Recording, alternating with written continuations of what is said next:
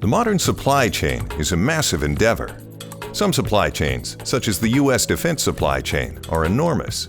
A 2022 report by the Department of Defense states that an American aerospace company typically has 200 first-tier suppliers and more than 12,000 second- and third-tier suppliers.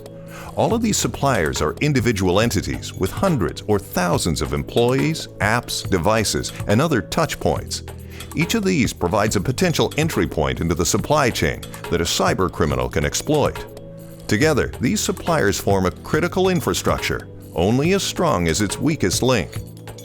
The SolarWinds supply chain attack of 2020 demonstrated how impactful a cyber attack against a vendor can be.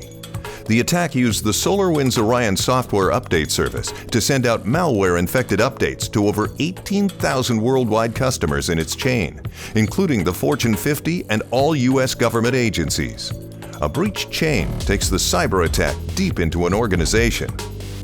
A 2021 report from the European Union Cybersecurity Agency found an increase in sophistication and the volume of supply chain attacks. The report found that half of these attacks were by hacking groups, targeting the supply chain to steal data and financial assets. Trust is central in the attack scenarios, and a supply chain runs on trust. So, how can an organization de-risk itself and its supply chain to prevent these damaging cyber attacks? We will not only answer this, but show you how to do it. Data breaches are a serious problem for organizations across the globe. In a recent survey from the Ponemon Institute, 53% of organizations were found to have experienced at least one data breach where a third party was at fault. What's more, the average cost of a third-party data breach is $7.5 million. The problem is clear.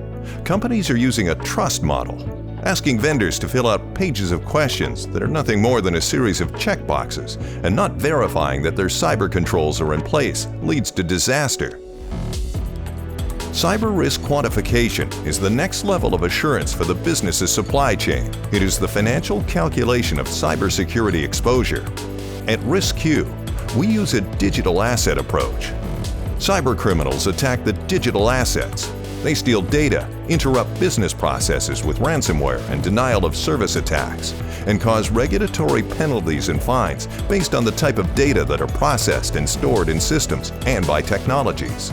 We have adopted a zero-trust model. Zero-trust security is a model of reviewing evidence. Never trust, always verify. We use 5 steps to prevent supply chain attacks. Understanding the vendor in context is critical.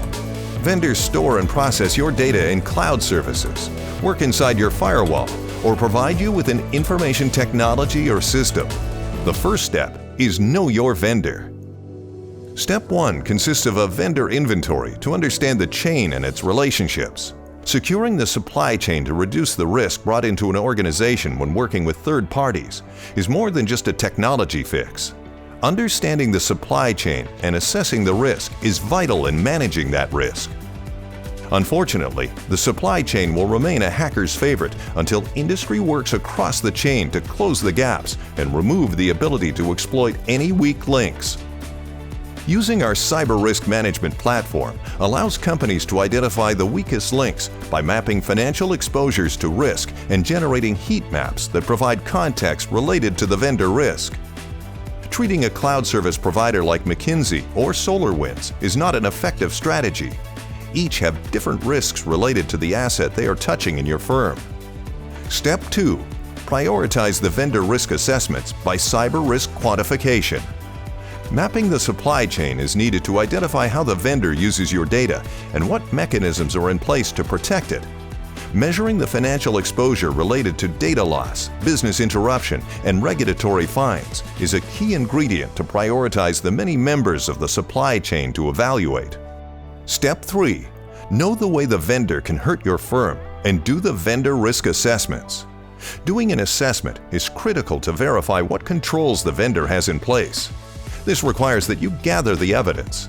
These will include pen tests, disaster recovery certifications, vulnerability scans, access control policies and procedures, and a host of over 100 control tests that have multiple components. We ensure that you are not using a checkbox mentality, are doing it once and doing it right. Step 4. Verify the vendor. This means audit. Do a mini audit. Choose the top 10 controls and randomly test the third parties and see what you get.